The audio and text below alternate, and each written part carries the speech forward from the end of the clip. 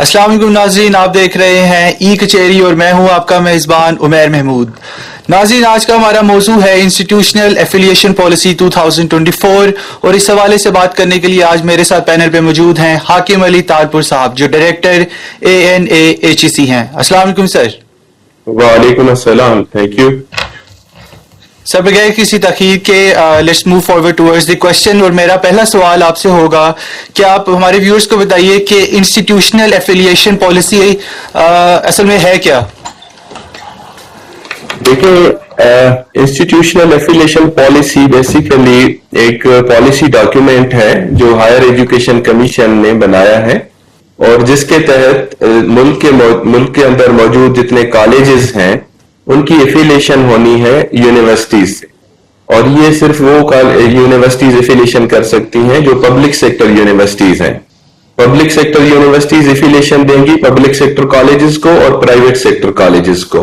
तो ये जो पॉलिसी है बेसिकली ये पूरा एक डॉक्यूमेंट है जो A to Z ये डिफाइन करेगा कि किस तरह से प्रोसेस है, कहां से शुरू होगा, कहां खत्म होगा, क्या क्या रिक्वायरमेंट्स हैं, क्या करना है। इस तरह की ये पूरा एक कॉम्प्रिहेंसिव डॉक्यूमेंट बनाया गया है हायर एजुकेशन कमीशन की तरफ से just to improve the quality of education in colleges. तो ये इस तरह का एक डॉक्यूमेंट है, पॉलिसी डॉक्यूमेंट, और ये सर्कुलेट कर दिया गया है तमाम हायर एजुकेशनल इंस्टीट्यूट्स को, यूनिवर्सिटीज को, और इसके तहत वो मजीद एफिलिएशन दे सकेंगे कॉलेजेस को। यस जी सर, ये बताइएगा कि इन पॉलिसी के मुताबिक इन कॉलेजेस के लिए क्या खसूसी जो रिक्वायरमेंट्स है वो क्या है?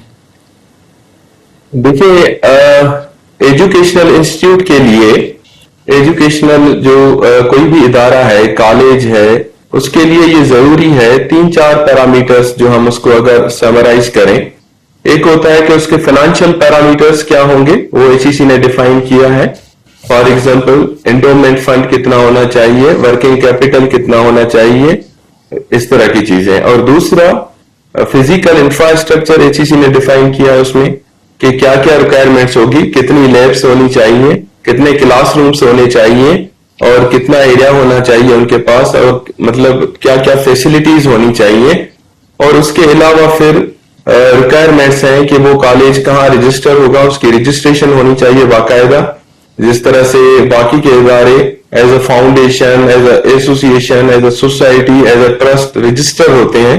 इसी तरह से एक कॉलेज के लिए भी जरूरी है कि वो कहीं रजिस्टर्ड हो as a foundation, as a trust, as a society, और वो फिर सिर्फ ये कॉलेज ओपन कर सकते हैं और एफिलिएशन ले सकते हैं। तो इस तरह की ये 3-4 पैरामीटर्स जो है, फिजिकल, फाइनेंशियल और academic parameters, the most important factor, कि उनके पास फैकल्टी होनी चाहिए, वो टीचर अवेलेबल हो और उनकी वो रिक्वायर्ड क्वालिफिकेशन होनी चाहिए जो HEC की पॉलिसी में दी गई है। तो ये बेसिकली 2-3 चीजें अगर हम इसको समराइज करें, financial, academic and physical infrastructure, ये 3 चीजें एक कॉलेज के पास होनी चाहिए एफिलिएशन के लिए। अच्छा सर, आपने फैकल्टी की बात की तो मुझे ये बताइएगा कि इसमें ये भी कोई रिक्वायरमेंट है कि इतने आपके PhD फैकल्टी होनी चाहिए या इस तरह की कोई उनकी जो टीचर्स हैं हमारी उनकी जो डिग्रीज रिलेटेड कोई रिक्वायरमेंट है आप HEC की? देखिए, इसमें जो मिनिमम रिक्वायरमेंट डिफाइन की गई है वो कम से कम जो फैकल्टी मेंबर होगा उसकी क्वालिफिकेशन MS या MPhil होनी चाहिए, नंबर 1।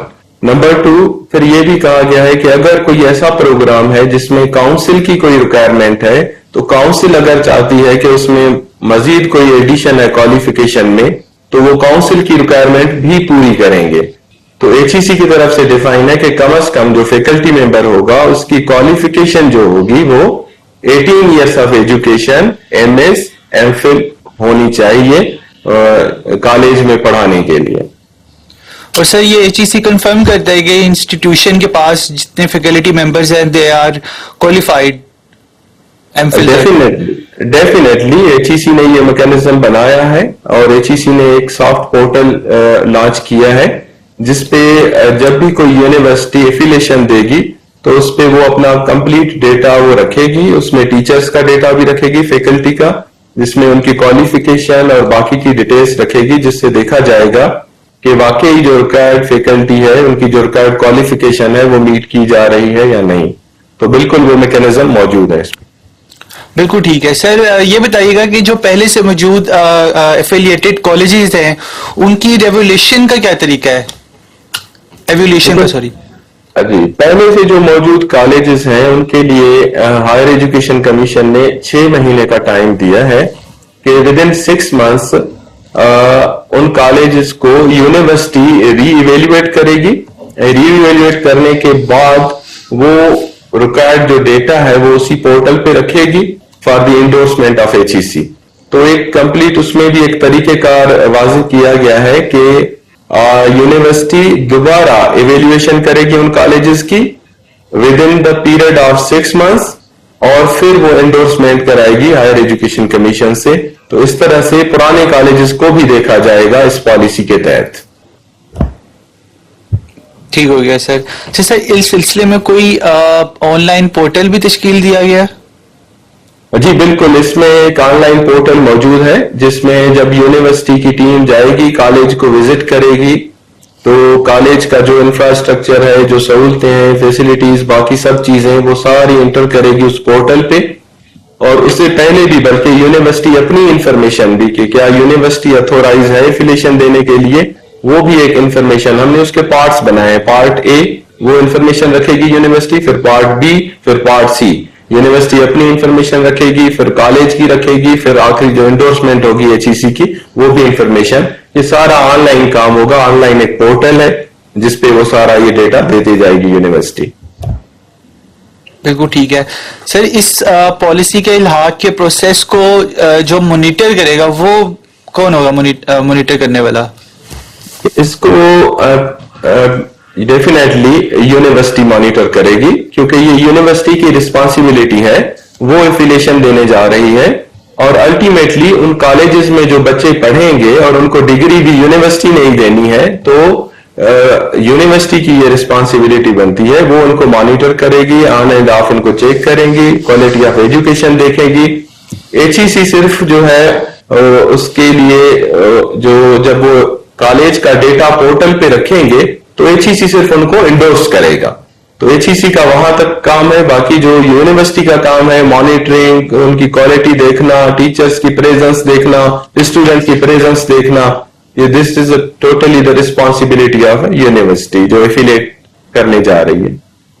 और सर अगर कोई क्यूरी है एचईसी की जो इन कॉन्टेक्ट उन्होंने आपस में एचईसी ने फॉर एग्जांपल अगर कोई कंसर्न शो करना है तो वो भी उसी पोर्टल के थ्रू करेगी एचईसी? डेफिनेटली। फॉर एग्जांपल मैं अगर आपको बताऊं कि से कि यूनिवर्सिटी ने एक इंफॉर्मेशन प्लेस की है उसी पोर्टल पे, हम जब उसको देखेंगे, एचईसी जब देखेगा तो वो देखेगा कि वो इंफॉर्मेशन जो रिक्वायर्ड इंफॉर्मेशन है वो नहीं रखी गई, तो एचईसी उसी पोर्टल पे ही रिस्पांस देगा उनको कि the information provided is not as per the requirement, और उनको मजीद गाइड करेगा कि इस तरह की इंफॉर्मेशन यहाँ पे चाहिए हमें। तो वो बिल्कुल इस तरह से ऑनलाइन करस्पॉन्डेंस उनके साथ होगी उसी पोर्टल के थ्रू।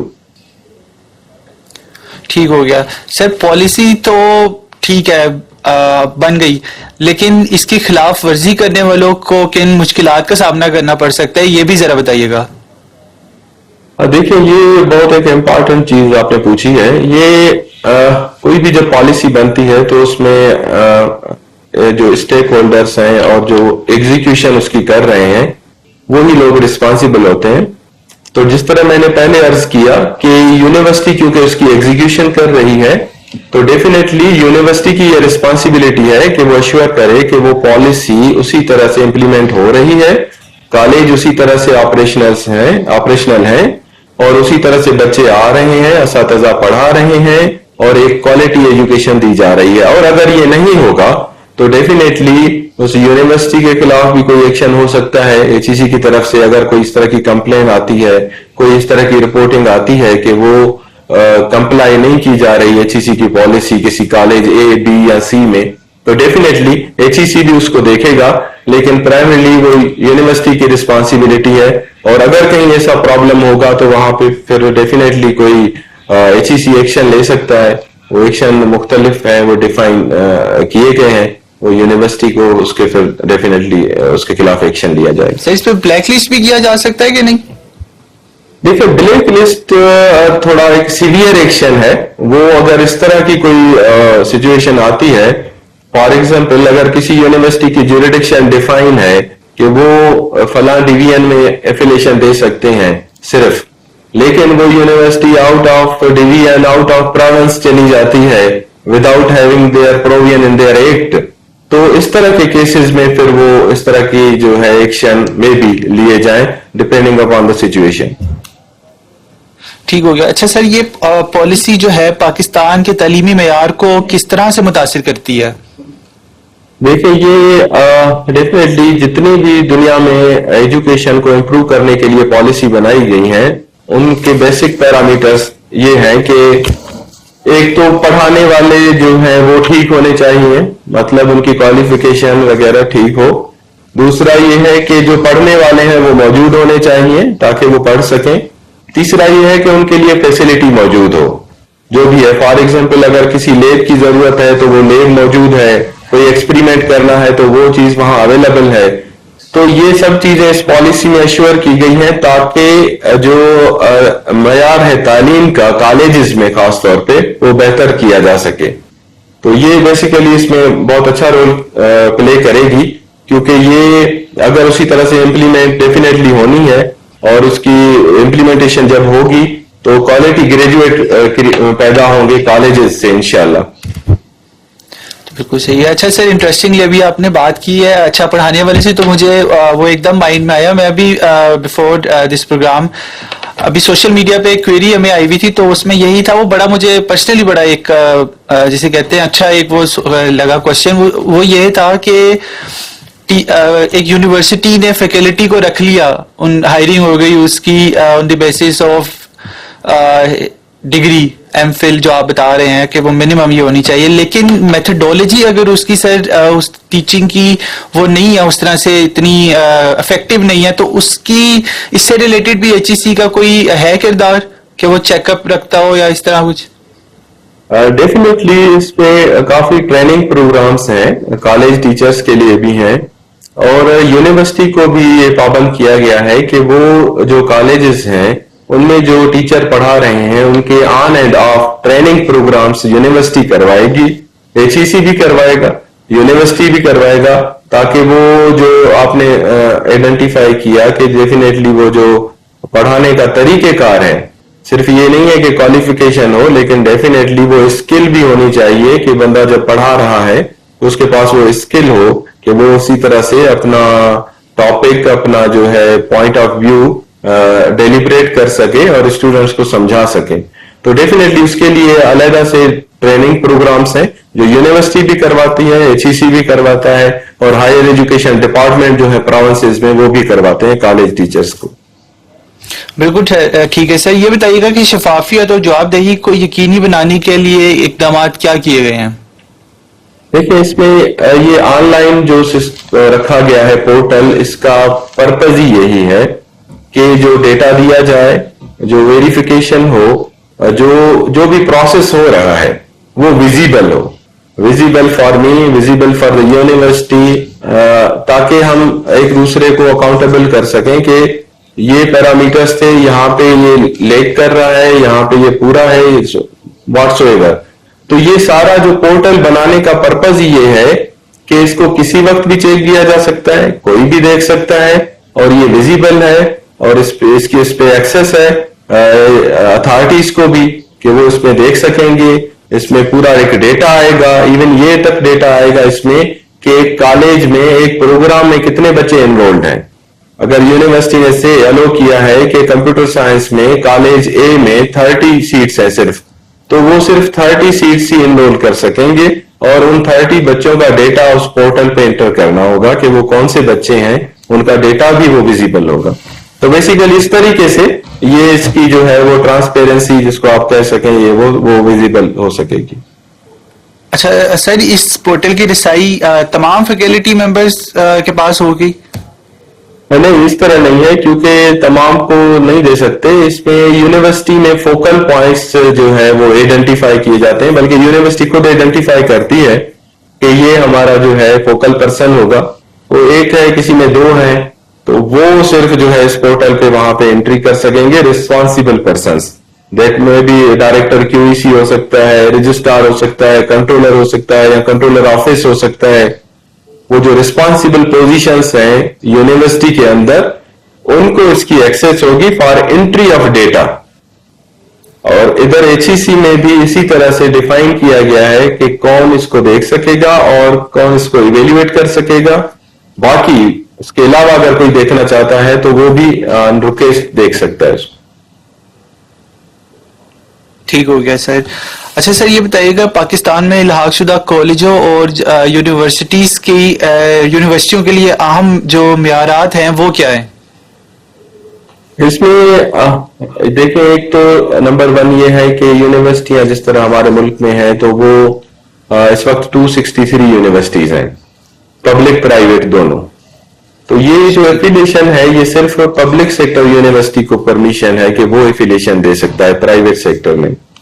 तो पब्लिक सेक्टर तकरीबन इस वक्त है 152-53 यूनिवर्सिटीज हैं पब्लिक सेक्टर, तो वो ये एफिलिएशन दे सकती हैं।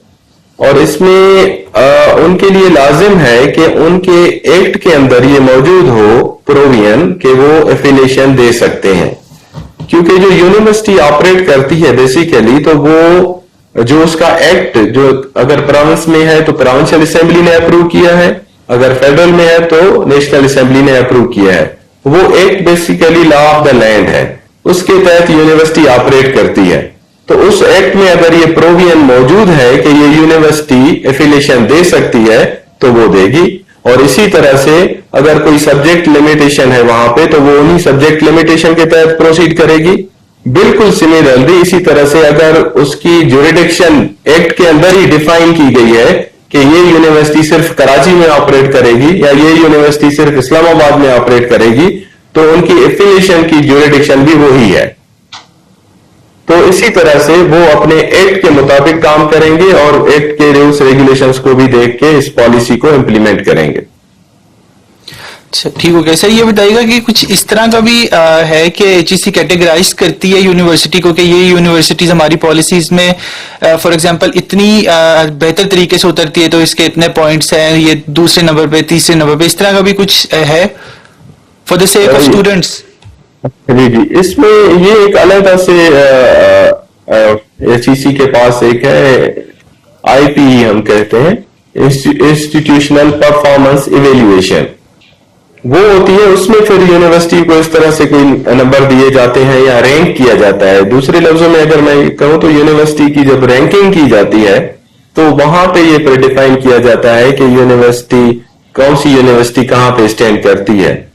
तो वो रैंकिंग का एक अलग सिस्टम है, वो हमारा क्वालिटी एश्योरेंस डिवीजन और क्वालिटी एश्योरेंस एजेंसी दो अलग डिपार्टमेंट है जो इस पे काम करते हैं, जो यूनिवर्सिटीज की रैंकिंग डिफाइन करते हैं। तो वो अलग से एक चीज है और वो मैकेनिज्म भी मौजूद है डेफिनेटली। ठीक हो गया सर। ये पॉलिसी जो है ये इल्हाकशुदा कॉलेजेस और यूनिवर्सिटीज की खुद मुख्तारी को किस तरह से मुतासिर करती है? देखिए, इसमें एचईसी ने टोटली एम्पावर किया है यूनिवर्सिटी को कि यूनिवर्सिटी खुद जो है वो अपना सारा प्रोसेस खुद करेगी। एचईसी ने एक गाइडलाइन दी है उनको कि यूनिवर्सिटी एफिलिएशन कमेटी बनाएगी, यूनिवर्सिटी कॉलेज विजिट करेगी, यूनिवर्सिटी डिसाइड करेगी, लेकिन वो डेटा सिर्फ इंडोर्समेंट के लिए एचईसी के पास आएगा। एचईसी ये देखेगा पोर्टल के थ्रू, एचईसी ये देखेगा कि जो पैरामीटर्स डिफाइन किए गए हैं in terms of faculty, in terms of physical infrastructure, in terms of finance, वो सब चीजें मौजूद हैं, पूरे करते हैं और क्या यूनिवर्सिटी एम्पावर्ड है, देन एचईसी उसको सिर्फ एंडोर्स करेगा। बाकी ये सारा यूनिवर्सिटी खुद मुख्तार है, डेफिनेटली वो अपने एक्ट के तहत काम करती है, वो सारा प्रोसेस करेगी, सारा काम करेगी और इसी तरह से वो इंडिपेंडेंट है और ये करेंगे। बिल्कुल ठीक है। मतलब सर एचईसी ने श्योर करने के क्वालिटी एजुकेशन डेफिनेटली वो जो पैरामीटर्स दिए गए हैं वो सिर्फ इस वजह से दिए गए हैं ताकि मैंने जिस तरह पहले अर्ज किया कि ये श्योर करना है कि क्वालिटी ऑफ एजुकेशन कहीं मुतासिर ना हो, ये फैसिलिटीज, ये फैकल्टी, ये एकेडमिक्स प्रॉपर तरीके से काम करें और प्रॉपर तरीके से वहां पे डिलीवरी ऑफ एजुकेशन हो रही है। एचईसी सिर्फ वो देखेगा थ्रू पोर्टल। ठीक है, बाकी university is totally independent. Yes, they will be doing. ठीक है। अच्छा सर, ये बताइएगा क्या सरकारी और निजी इदारों के दरमियान जो एफिलिएशन का अमल है उसमें फर्क है, और अगर है तो वो क्या है? देखिए, इसमें जो निजी इदारे हैं जिसको हम प्राइवेट यूनिवर्सिटीज कहते हैं, उनको एफिलिएशन की परमिशन नहीं है। ये एक डिसीजन किया था चांसलर्स कमेटी ने। चांसलर्स कमेटी ने तमाम प्रोविंसेस के जो होते हैं गवर्नर, वो बैठते हैं, उन्होंने ये फैसला किया था। तो लिहाजा इस वक्त सिर्फ पब्लिक सेक्टर यूनिवर्सिटीज एफिलिएशन दे सकती हैं कॉलेजेस को। प्राइवेट सेक्टर यूनिवर्सिटीज जो हैं वो एफिलिएशन इस वक्त नहीं दे सकती, उनको अलो नहीं किया गया। ठीक हो गया। अच्छा, और सर ये बताइएगा कि पॉलिसी जो आला तालीम में उभरते हुए शोबों और मज़ामीन को किस तरह से पूरा करती है? ये सर वही मैं कहूंगा फिर कि जिस तरह से हमने डिफाइन किया है कि फॉर एग्जांपल अगर कोई केमिस्ट्री का सब्जेक्ट पढ़ाएगा तो केमिस्ट्री की लैब और उस लैब की क्वालिटी क्या होनी चाहिए। अगर कोई कंप्यूटर साइंस पढ़ा रहा है तो उसमें कंप्यूटर किस लेवल के होने चाहिए, लैब किस लेवल की होनी चाहिए। तो ये जितने पैरामीटर इस तरह के डिफाइन किए गए हैं, इंफ्रास्ट्रक्चर से, इक्विपमेंट से लेके फैकल्टी तक, ये सारे इस चीज की गारंटी देते हैं कि क्वालिटी ऑफ एजुकेशन और डिलीवरी ऑफ एजुकेशन जो दी जाएगी वो क्वालिटी एजुकेशन होगी। तो ये पॉलिसी बेसिकली उन सारे पैरामीटर्स को इसी तरह से देखेगी कि वो सब चीजें उसी तरह से हो रही हैं कॉलेज के अंदर। ठीक हो गया। सर ये बताइएगा कि निगरानी और तालीमी मेयारात को बरकरार रखने में एचईसी का स्पेसिफिकली क्या किरदार है? देखिए, एचईसी डेफिनेटली एचईसी पॉलिसीज बनाता है, गाइडलाइंस देता है, एचईसी ट्रेनिंग्स देता है, एचईसी मल्टीपल काम कर रहा है। ये सारे काम अगर इसको हम जस्ट वाइंड अप करके इस तरह से डिफाइन करूं मैं अगर एक जुमले में, कि ये सब बेसिकली फोकस्ड है towards the development of education and towards the delivery of a quality education. जितने भी काम है, sorry to interrupt you sir, ये जो आपने ट्रेनिंग प्रोग्राम्स कहे, ये हर यूनिवर्सिटी प्राइवेट और सरकारी जो हैं इन पे मस्ट है, कंपलसरी है कि आपने ये इन पे एनरोल होना है यूनिवर्सिटी के लिए? जी, ये बिल्कुल मस्ट है। ये ट्रेनिंग्स यूनिवर्सिटीज ने भी करवानी है, मैं जिस तरह कहा, और दूसरा एचईसी भी ऑन एंड ऑफ ट्रेनिंग्स करवाता रहता है यूनिवर्सिटीज की और कॉलेज टीचर्स की भी। तो अब तक एचईसी काफी ट्रेनिंग्स करा चुका है इस हवाले से, कॉलेज टीचर्स की भी कराई है, यूनिवर्सिटी टीचर्स की भी कराई है। तो ये एक कंटिन्यूस प्रोसेस है, क्योंकि टीचर भी डेफिनेटली आते हैं, रिटायर होते हैं, फिर नए टीचर आते हैं। तो ये कंटिन्यूस प्रोसेस है जिसमें ये ट्रेनिंग्स का सिलसिला यूनिवर्सिटी की तरफ से भी और एचईसी की तरफ से भी जारी रहता है। तो सर इसका कोई सर्टिफिकेशन भी होती है कोई यूनिवर्सिटी के लिए ट्रेनिंग प्रोग्राम्स? जी जी, ये सर्टिफिकेट इनको दिया जाता है। हमारे यहाँ पे डिवीजन जो है जो ये ट्रेनिंग कराता है वो एक सर्टिफिकेट देता है, और यूनिवर्सिटी भी डेफिनेटली जब ट्रेनिंग कराती है तो वो भी सर्टिफिकेट देती है पार्टिसिपेंट्स को। ठीक हो गया। सर ये बताइएगा कि पाकिस्तान के आला तालीम के शोबे की जरूरियात और चैलेंजों को बेहतर तरीके से पूरा करने के लिए पॉलिसी में कैसे इस्लाह या बेहतरी लाई जा सकती है? देखिए, बेहतरी तो डेफिनेटली वो लेवल ऑफ एक्सीलेंसी तो एक डेफिनेटली एक लेवल हर वक्त गुंजाइश होती है कि उसमें काम किया जा सकता है। लेकिन ये जितनी फैसिलिटीज एक एजुकेशनल इंस्टीट्यूट को, एक कॉलेज को चाहिए in terms of finance, in terms of physical infrastructure, in terms of human capital, ये तीन चीजें अगर सफिशिएंट मिकदार में एक कॉलेज को, एक यूनिवर्सिटी को या किसी भी एजुकेशनल इंस्टीट्यूट को प्रोवाइड की जाए तो डेफिनेटली वो ग्रो कर सकता है और डेफिनेटली वो एक्सीलेंसी अचीव कर सकता है। सर इसका कोई टाइम पीरियड है एचईसी की तरफ से, या कि इस पॉलिसी को हमने इस टाइम पीरियड के अंदर दोबारा रिव्यू करना है, कोई मॉडिफिकेशन करनी है जब फील हुई, या फिर इसमें time period such as define नहीं है, लेकिन ये डिपेंड करता है कि देखें एफिलिएशन पॉलिसी पहले भी मौजूद थी। 2005 में एक एफिलिएशन पॉलिसी दी गई थी जिसके तहत ये काम हो रहा था, लेकिन वक्त के साथ फिर जब चीजें इवॉल्व होती हैं, नए नए ओपिनियन आते हैं, नए नए आइडिया आते हैं, तो इस तरह से चीजें इवॉल्व होती रहती हैं और बेहतरी की तरफ ये सफर जारी रहता है। तो ये इसमें भी अगर कोई मजीद बेहतरी की कोई गुंजाइश होती है तो डेफिनेटली एचईसी दोबारा उस पे वही प्रोसेस स्टेक होल्डर्स के साथ शुरू करता है डिस्कशन का और फिर चेंजेस लाता है। बिल्कुल ठीक है सर। ये बताइएगा कि इस बात को यकीनी बनाने का क्या तरीक़ेकार मौजूद है कि वाबस्ता एफिलिएटेड तालीमी इदारे और इखलाकी मेयारात पर अमल पैरा हों जो एफिलिएटेड कॉलेजेस या यूनिवर्सिटीज हैं? देखो ये पर देहाती इलाकों में सर, जी जी, जहाँ पे ज्यादा रिसोर्सेज नहीं है।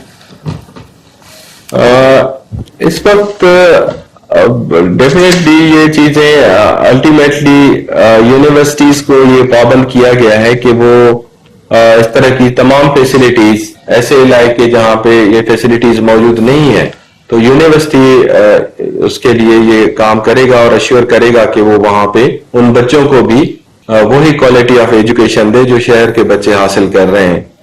तो तमाम तर जो फैसिलिटीज हैं वो एचईसी भी कोशिश करता है, यूनिवर्सिटी भी कोशिश करती है और गवर्नमेंट ऑफ पाकिस्तान भी उस पर काम कर रही होती है, क्योंकि ये जो कॉलेजेस हैं खासतौर पे पब्लिक सेक्टर कॉलेजेस, इनको फंडिंग गवर्नमेंट कर रही होती है, प्रोविंशियल गवर्नमेंट कर रही होती हैं, तो उनकी भी कोशिश होती है कि वहां पे ये चीजें पूरी हो और क्वालिटी ऑफ एजुकेशन हो।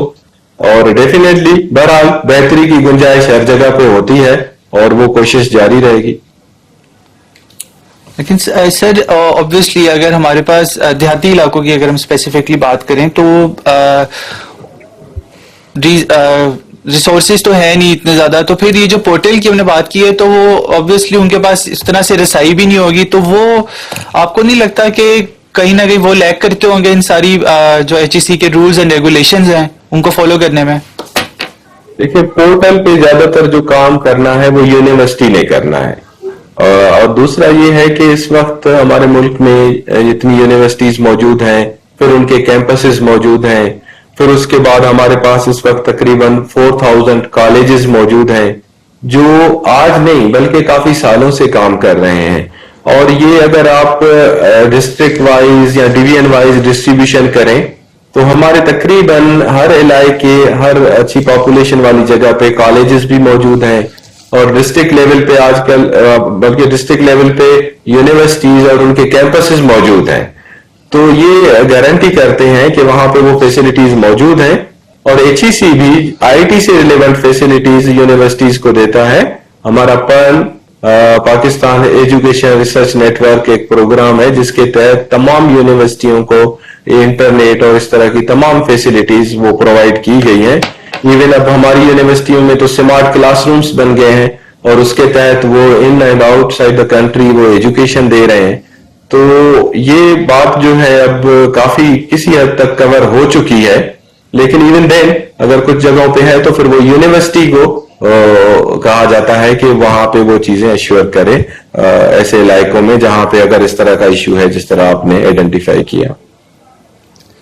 बिल्कुल ठीक है सर। ये बताइएगा कि पाकिस्तान पॉलिसी इलाहाक शुदा इदारों में फैकल्टी की अहलियत और तरबियत के मसाइल को किस तरह से हल करती है? देखिए वो पॉलिसी में ये कहा गया है कि यूनिवर्सिटी वो तमाम इकदाम करेगी जो एक टीचर की ट्रेनिंग के लिए रिक्वायर्ड है, हायरिंग के लिए, बच्चों को पढ़ाने के लिए, या तमाम ऐसी फैसिलिटीज जितनी भी हैं वो यूनिवर्सिटी को पाबंद किया गया है इसके तहत।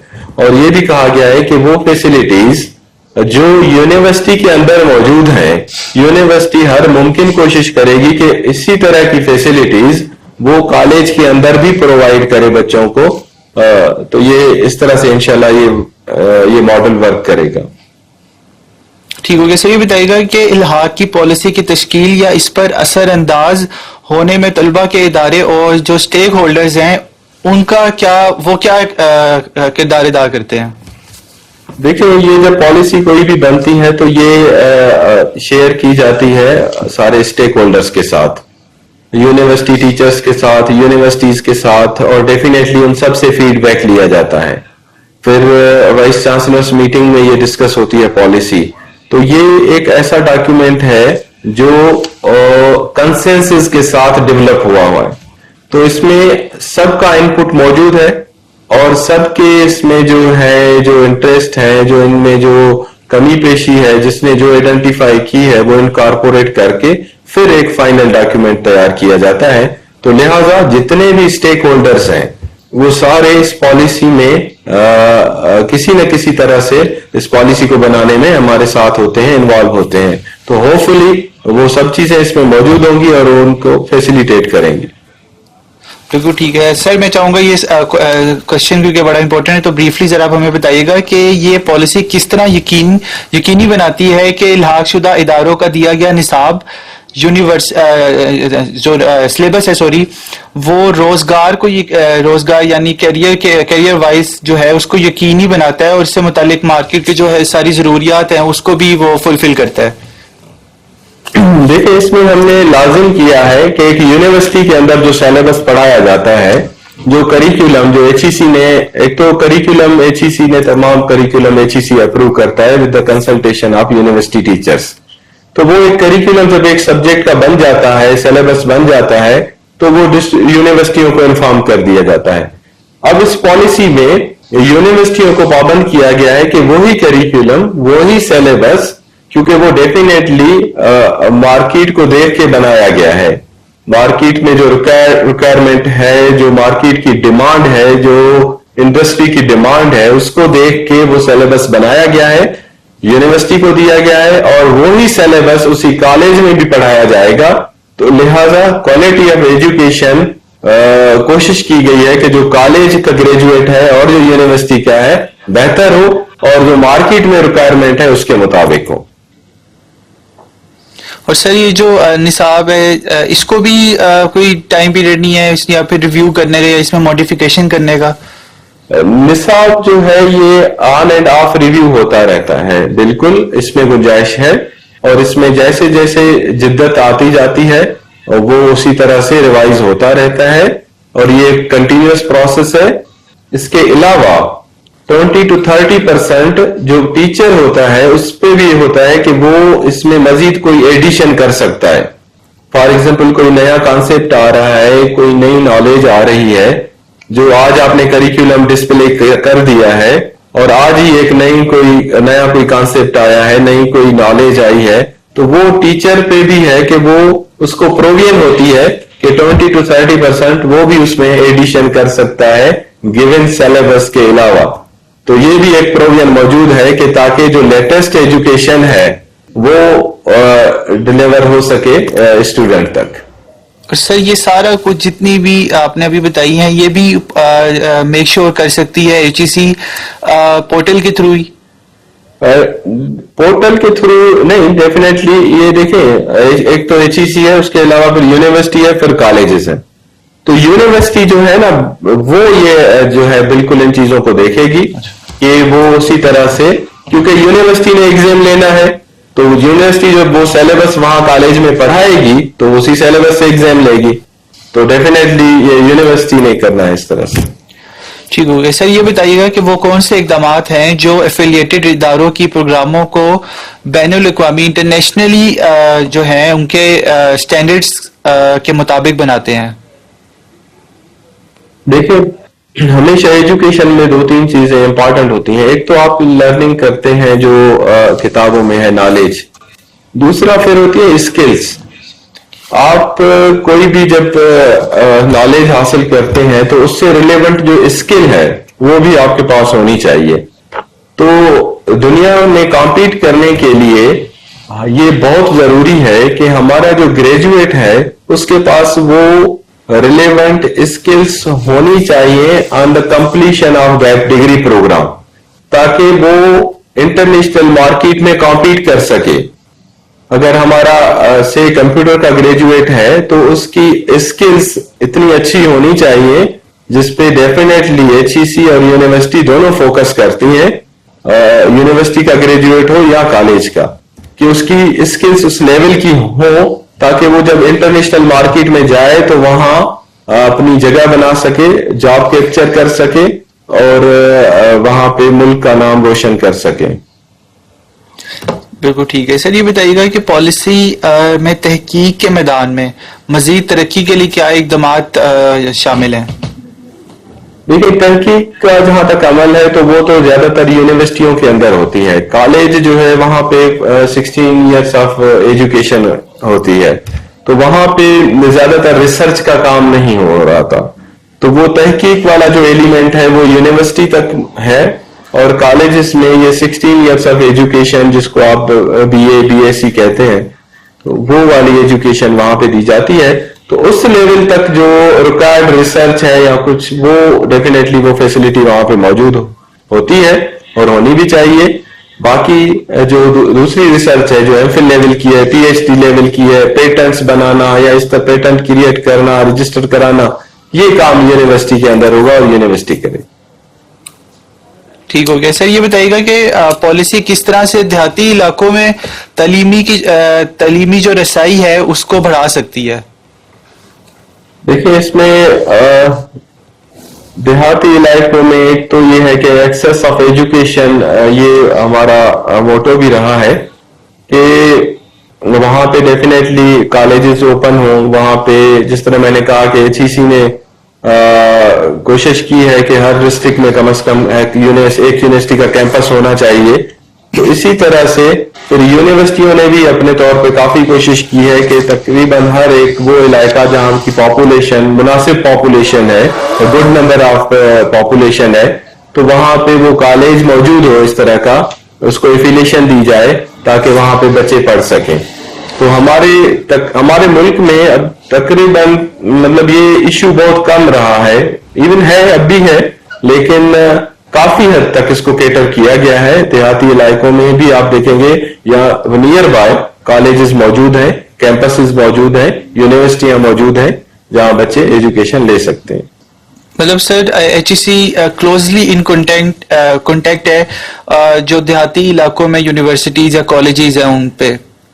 डेफिनेटली इसी तरह से है, लेकिन HEC ये भी चाहता है कि वो बच्चा जो किसी देहात में है तो वो कम से कम वहां से नियर बाय किसी कॉलेज में आ जाए, नियर बाय किसी कैंपस में, यूनिवर्सिटी में, ताकि उसका थोड़ा एनवायरनमेंट भी चेंज हो, उसको थोड़ी लर्निंग बाकी की भी हो, एनवायरनमेंट की भी। वो सिर्फ अगर अपने उस जगह से निकलेगा, अपने इलाके से थोड़ा बाहर निकलेगा, तो उसको एक वो भी एक्सपोजर मिलता है जो कि एजुकेशन के लिए बहुत जरूरी है। अपने इलाके से निकलना, दूसरे इलाके में जाना, दूसरे इलाके के लोगों से इंटरेक्शन करना, that is also the part of learning. तो वो भी बच्चों के लिए एक प्लस पॉइंट होता है कि वो अपने देहात से किसी दूसरी जगह जाके जब पढ़ते हैं तो वो भी एक अच्छी अपॉर्चुनिटी होती है। लेकिन definitely access of education at doorstep बहुत जरूरी है और उस पर काम गवर्नमेंट भी कर रही है। जी सर, ये बताइएगा कि पॉलिसी में कोई अहम इस्लाहत की जरूरत है जो पाकिस्तान की तालीमी निज़ाम की जो क्रेडिबिलिटी है उसको बढ़ा सकती है?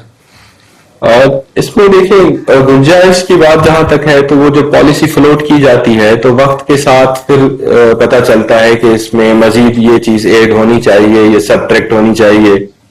तो वो अभी क्योंकि पॉलिसी अभी फ्लोट की गई है तो अभी इस तरह के इनपुट टाइम लगेगा जब तक आ जाए, और जब इसको प्रैक्टिकली अभी क्योंकि ये इम्प्लीमेंट हो रही है तो जब कोई चीज प्रैक्टिकल इम्प्लीमेंटेशन में जाती है तो फिर कभी कभी कोई इश्यू आता है, लेकिन अपीयरेंटली कोई मेजर इश्यू अभी तक सामने नहीं आया जिसको हम कहें कि जिसने पॉलिसी को कहीं रोक दिया है या वो प्रॉब्लम क्रिएट करेगा या हर्डल है कोई, इस तरह की कोई चीज नहीं।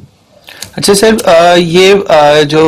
ये आपको फीडबैक के थ्रू यूनिवर्सिटी से पता चलेगा या फिर ये HEC की खुद कोई ऑब्जर्वेशन है या फिर वो चेक करती है कि हम ये पॉलिसी सही तरीके से काम कर रही है नहीं कर रही है, इसमें मॉडिफिकेशन की कोई जरूरत है? डेफिनेटली देखिए, यूनिवर्सिटियां हर वक्त ओपन है, वो किसी वक्त भी फीडबैक दे सकती हैं। यूनिवर्सिटियों के साथ हमारा क्लोज इंटरेक्शन होता है, वर्कशॉप्स होते हैं, मीटिंग्स होती हैं। तो यूनिवर्सिटी को जब भी कहीं भी कोई प्रॉब्लम होता है in terms of implementation of the policy, तो वो HEC से कांटेक्ट करते हैं, HEC से डिस्कस करते हैं।